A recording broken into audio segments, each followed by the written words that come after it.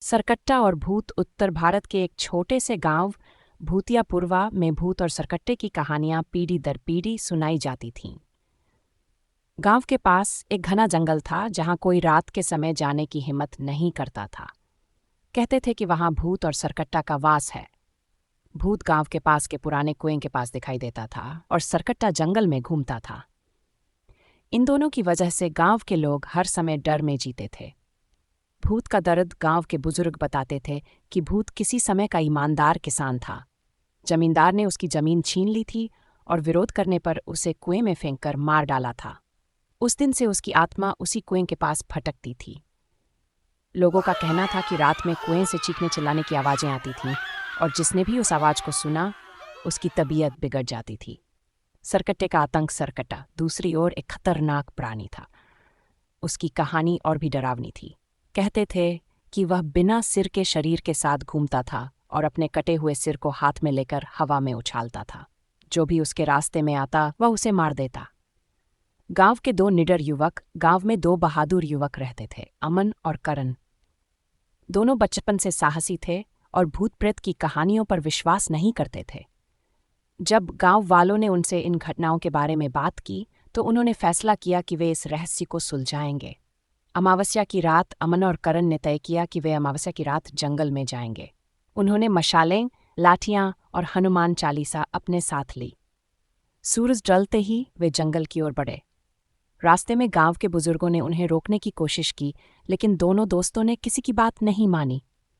जंगल में पहला सामना। जंगल में घुसते ही ठंडी हवा बहने लगी। चारों ओर अजीब अजीब सी आवाजें सुनाई दे रही थीं।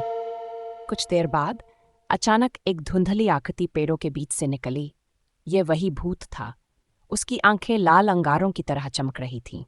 उसने जोर से चिल्लाते हुए कहा, "यहां से चले जाओ वरना अपनी जान से हाथ धो बैठोगे।" अमन ने डर को काबू में रखते हुए कहा, "हम तुम्हें डराने नहीं आए हैं। हमें बताओ कि तुम क्यों भटक रहे हो।" भूत ने अपनी दर्द भरी कहानी सुनाई। उसने बताया कि जमींदार ने उसे मारकर उसकी आत्मा को इस जंगल में भटकने के लिए मजबूर कर दिया। उसकी आत्मा न्याय चाहती थी। करण ने वादा किया कि वे जमींदार की सच्चाई सबके सामने लाएंगे। भूत ने उनकी बात मानी और वहां से गायब हो गया। सरकट्टे का सामना भूत के जाने के बाद दोनों दोस्त आगे बढ़े। रात और गहरी हो गई थी। तभी पेड़ों के बीच से एक अजीब सा शोर सुनाई दिया। अचानक सरकट्टा उनके सामने आ गया। वह अपने सिर को हाथ में लेकर दौड़ता हुआ उनकी ओर आया। सरकट्टा डरावना था।